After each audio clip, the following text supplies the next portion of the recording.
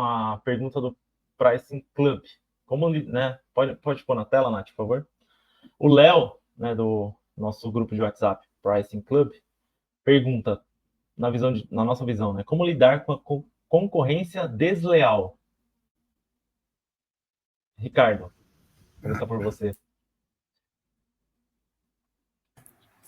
Léo, como lidar com a concorrência desleal? A gente tem que entender que concorrência é essa, né? Se a gente está chamando todo varejista de concorrente direto ou tá chamando o concorrente direto, um grande concorrente como desleal, assim. O que a gente não pode é ir para uma guerra de preço, né?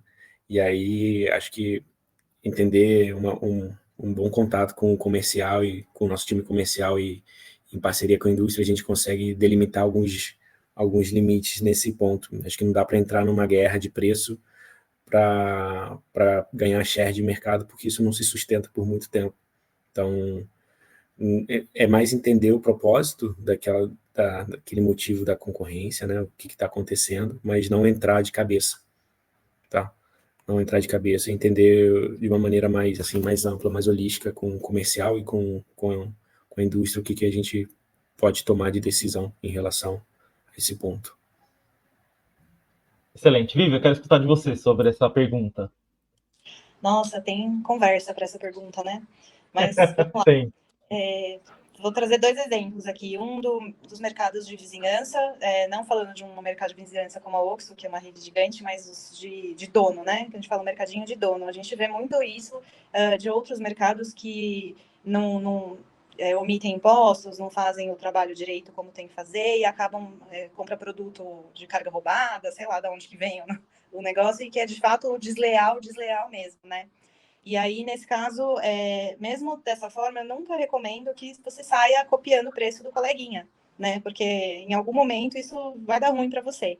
Então, é importante que você saiba de como lidar com aquilo, que produto que ele está fazendo. A concorrência desleal geralmente não é o supermercado inteiro do concorrente que está ali com preços fora.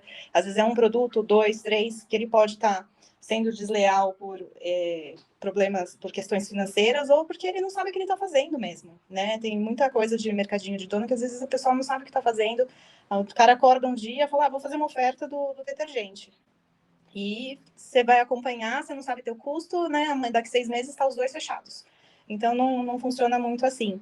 E quando você está numa rede maior, onde você consegue acesso direto ao fornecedor, à indústria, a mostrar o que está acontecendo, grandes indústrias geralmente tendem a cortar fornecimento de mercados que fazem preços abusivos, né? Muito fora da regra.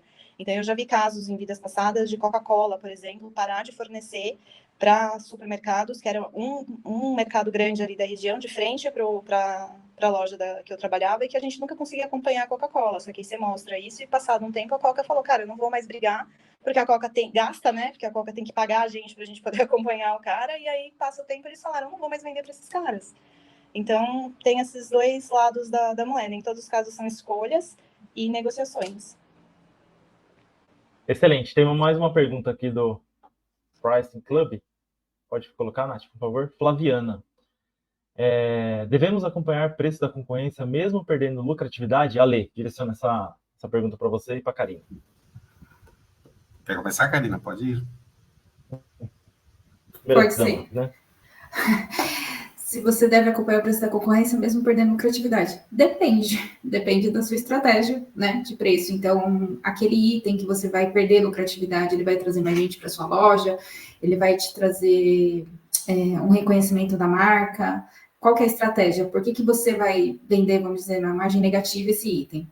Se ele vai te trazer um retorno maior, tipo, eu estou dando esse produto, mas em compensação o cliente está entrando e está levando mais 10 produtos junto, entendeu? E esse cliente está voltando por causa disso, dessa ação que eu fiz. Então, eu acredito que muito depende. Eu acredito que, assim, não se sustenta a longo prazo, isso não é uma prática que você deva fazer, mas dependendo da sua estratégia, sim, faz sentido para alguns produtos. E, às vezes, também de negociação. Às vezes, é uma negociação muito boa que você teve com o fornecedor, e para você não está sendo uma perda de lucratividade. Então, você está ganhando porque você teve uma negociação muito boa, entendeu?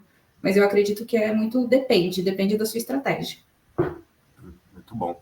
Eu queria só conectar a pergunta anterior com essa da Flaviana, que foi perguntado sobre concorrência desleal. E agora está falando sobre perder lucratividade. O que os profissionais de pricing, nós, né, às vezes, algumas empresas que querem iniciar uma área de pricing, tem que entender que pricing é uma área que, apesar de não... Eu defender que não é uma área só financeira, porque ela vai olhar para a competitividade, mas é uma área que vai trazer a lucratividade para a empresa. E a lucratividade você consegue quando você atribui valor. Lembra do começo da nossa conversa que nós falamos sobre serviço, sobre estacionamento, sobre atendimento? Então, se a concorrência está sendo desleal, ainda na pergunta anterior, você tem que atribuir valor no seu varejo, vamos falar assim, para você demonstrar isso, e medir isso. E aí, sobre a lucratividade, a Karina falou muito bem.